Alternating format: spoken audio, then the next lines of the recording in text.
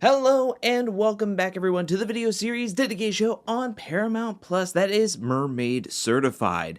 That's right, we're talking about The Challenge Season 42 Cutthroat Episode 4. And I guess this is just going to be a normal occurrence that we're just going to start off right where the daily challenge begins with everybody jumping in a boat, heading off to what TJ deemed Cutthroat Island for this week's daily challenge called Infiltration Dive. What the teams are going to have to do is when TJ blows the horn, everybody's going to dive into the water, swim out to a platform. Once all the team's players are on the platform, one at a time, they will dive into the water to retrieve a puzzle piece. They will have to swim the entire way from one platform to the other without coming up for air. Instead, what they're going to have to use are these dive bells that are under the water to help breathe on their way to getting to the second platform. Once your team collects all the puzzle pieces, as well as if you have more people than puzzle pieces, then you will have to retrieve like tennis balls to get the rest of your teammates over. Once all of your teammates are on the second platform, the team will then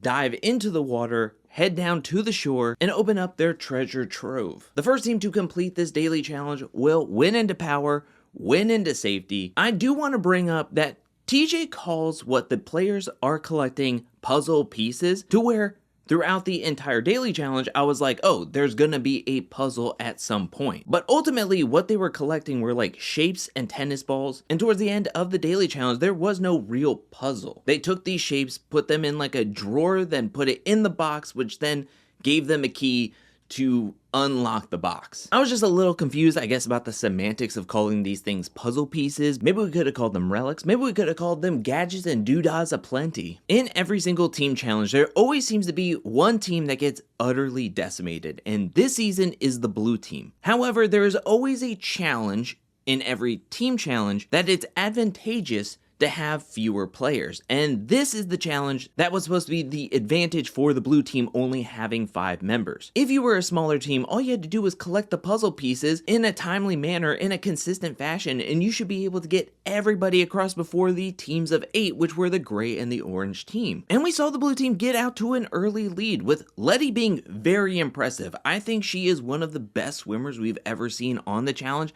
next to Wes. She might be even better than Wes because she has all these credentials and swam in college. Then Josh did a great job, Anna Lee did a great job, but the Achilles heel to the blue team is having Nelson and Cara, who are both notoriously bad swimmers. Their lead absolutely evaporated as the orange team was able to just be consistent. They have some of the better swimmers on their team, and they were just able to just go one after another, after another, after another. They were so efficient at getting everybody across, getting to the shore, and getting the win. Gray team also did a pretty decent job. However, they kind of got bottlenecked because Nerys is also not very good at swimming. So she had troubles diving down and doing this, but eventually she got it. Gray team got all their members over, got to shore. Now I will give it to Nelson that he eventually took off his prosthetic leg and got to the first bubble. He just couldn't make it to the second bubble and eventually completing it, getting to the last platform. But Cara was never going to do this thing. So for a second week in a row, orange team wins. Everybody is safe on their team. Gray team loses. Leo and Cassidy are safe, but they have to make a decision on who to nominate, and then the rest of the players have to nominate and vote in somebody else to possibly be chosen to go into the elimination, and blue team just keeps on losing. This is where we get a continuation from last week's deliberation with the gray team, because at the bar, Leo is adamant that he does not want to say Adrian's name. The strategy for these deliberations have quickly been revealed that whoever is captain, vote in whoever they will definitely not say, which in this case would be Adrian, because she is from season 41 and she's BFFs with Izzy. Thus, the second person gray team nominates is 100% gonna go into the elimination. However, there are people on the gray team that Leo is not rocking with. More specifically, Sydney is being called out every which way and center because she is talking mad trash about everyone. However, she's not doing it in front of their faces. She'll talk a lot in the confessionals, she'll talk a lot about people behind their backs, but she's not doing it in front of their faces. We hear Nerys's critique about this as well as Leo's critique about this, but what's saving Sydney is how good of a challenge player she really is. But even being a real good team player or just a player in general, we even see a conversation with Izzy, Sydney, and Adrian, and Sydney is concerned that Leo is being very combative and being very stubborn with Cassidy being like, I don't want to say Adrian, she's the only person that had my back. I want like Nerys and Sydney to be nominated. So Sydney is worried that Leo is going to get his way because he is so stubborn, unless Adrian goes and pleads for Leo to please nominate me. Are we serious? This is the strategy? This is how we're gonna go? We're so afraid to possibly be sent into the elimination that you're willing to ask somebody of your own team to volunteer to put themselves on the line, even though it's like a 99% chance that they're not gonna get chosen. But still, it's just like, when did everybody get so afraid to go into the eliminations? It's kind of wild. I get that's the strategy to not even just be nominated, but it was Chris, and now it's Sydney. I can understand the reasoning why these good to great players on the great team wouldn't want to be sent in or would have a reason not to be sent in, but at the same time, this is the challenge and I would like somebody to step up. Talking about stepping up, we get an impromptu blue team meeting in public in the bar where Annalie and Josh are talking to Cara and questioning, do you really want to be in the game? They don't necessarily feel like Cara is trying in the daily challenges. I mean, she is 100% safe having so many friends on the orange team. If the orange team wins, they're not going to send her in. Also, Lete is rubbing elbows, and hopefully that's all, with Johnny Bananas. So the two people feeling the most heat out of their team losing is both Josh and Annalie, because Nelson is a vet, he's going to be looked out for, so now Josh, who is a rookie, Annalie, who is a rookie and not really cuddling up with anybody, well, we'll get to that pretty soon, but they're really frustrated with how things are going, and they grill Cara Maria, just asking her, do you want to be here? I know that you have all of this history, you're doing all of this, but in the current season, present day, you're just not stepping up. And Cara goes over everything that has been troubling her over the most recent times in her life, with her mother passing and then her breakup with Paulie, and it gets overwhelming, but Josh and Annalie just don't let up. We get back to the challenge house where we see Adrian and Josh cuddle up, Bananas and Lete joking around with each other, Izzy and Corey talking about how they like talking with one another, but things are kind of awkward with everything that's going on with Corey and back home with Taylor. Izzy seems interested, Corey seems interested, but there's a lot of unknowns and a lot to unpack, so they're just trying to keep some sort of boundaries between them. Somebody else that should be exercising boundaries, it seems like, is Leo and Annalie, where we see a conversation between the two of them in the cabana where Leo keeps on saying that Annalie is eye candy and that the whole forbidden fruit of it all makes things even more tense between them. This was a very interesting conversation, one that I was not expecting since I knew Annalie was married or is married. It did seem kind of weird, like if I was watching my partner talk about this kind of stuff, I'd be like, I feel some type of way. The next morning, we see a conversation between Corey and Adrian where Corey's saying that Nerys is probably going to get voted in. If she were to leave, I would have a roster spot open. They agree that they're going to look out for one another. I felt like this was a huge foreshadowing that one, Nerys was definitely going to get voted in, but also seeing them plan out just in case Nerys goes, I was like, does that mean Nerys is going to leave at the end of the episode? And then right before the deliberation, we see Nerys talking with Michelle, Izzy, Tori, pretty much the entire orange team, feeling frustrated, feeling left out to dry. That last week, she was the captain on a guy's day, and it was her decision to save Chris. Yet here we are, the person that she did vote to nominate in, which was Leo, is now captain on a women's day, and Chris basically cut off all communication because with Cassidy as the captain completely safe out of the way, and Adrian set to be nominated by the two captains of Cassidy and Leo, it comes down to Sydney and Nerys, and we find out Chris and Sydney are like each other's number ones. It just feels like Chris was like thanks for the vote for keeping me out of the elimination, but good luck in your elimination. See ya, bye. Well, that's pretty much what happens in the deliberation, because the gray team sits down, they're getting ready to speak when the orange team puts down their super secret spy phone, which was a good laugh, which was a good bit. But once that brevity was gone, you had Leo and Cassidy vote in Adrian. They leave, we go down the line, and the only person to have Nerice's back is Corey.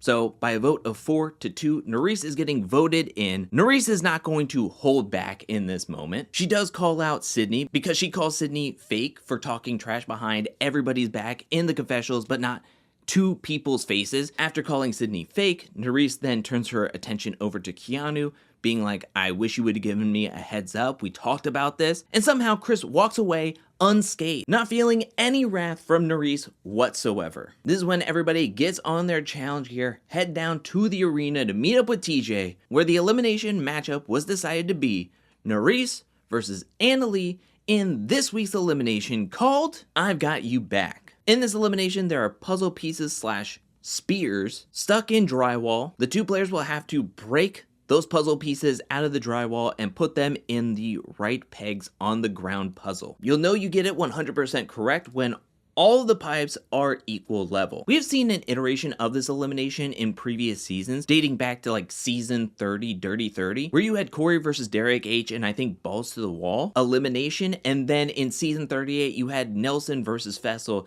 in the spearheaded elimination. There was a point where Nerice said that she could barely hear people on the other side of the wall, which I thought that was a fun mechanic to put the wall in front of the audience members so it would be less likely that they could help or be used in any type of way. However, that was completely disregarded later on when Annalie was getting help from pretty much everybody on stage when she was trying to solve her puzzle once she got all 15 puzzle pieces removed from the wall. I truly thought that the audience wouldn't be able to help at all in this puzzle since it was on the ground and it was mainly trial and error. Both players were getting help. It was just that Annalie was getting more help from more people, where Nerice really only had Michelle, Corey, and Nelson. This was a good back and forth. That is until over midway through this elimination when Annalie just took over. She was able to rip these spears out of the wall more effectively, more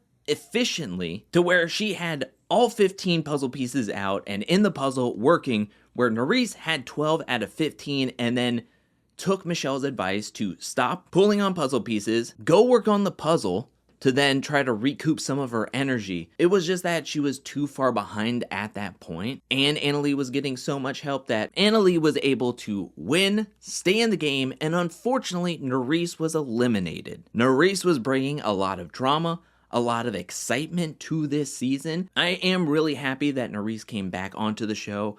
I'm glad that she came in wanting to compete, played hard, and I hope that we see her back on the challenge very, very soon. Now, right before the episode ends, TJ throws a wrench into everybody's plan because this would be the point that everybody picks new captains, but everybody has been captain on their team before. So now TJ is telling everybody that they will only have to vote in one person as captain of their team, and it's permanent. Okay, here's the thing. We knew from the very reveal of this season that there was going to be a captain in the final who will then get to choose how the money is split. I was hoping that that would be in a process of how many eliminations, how many daily challenges, how you helped your team, something of that effect. However, I worry that we're finding out that in episode 5 of this season, players are just going to have to vote somebody into the captain's role, and they'll just be captains forever until they're possibly eliminated. We're only 4 episodes in.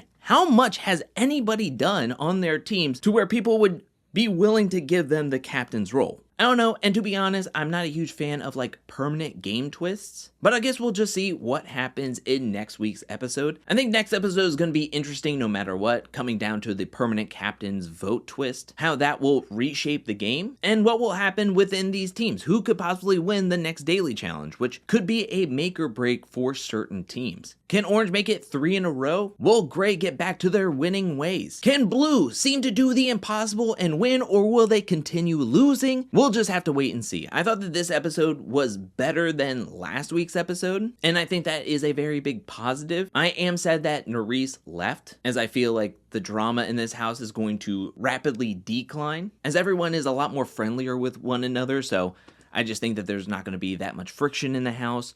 But maybe I'm wrong. Maybe new rivalries will start sprouting up. One can only hope. And I'm hoping for a shakeup in the standings very, very soon. I would love it if the blue team could just get one win and really turn the house on its head. But we'll just have to wait and see.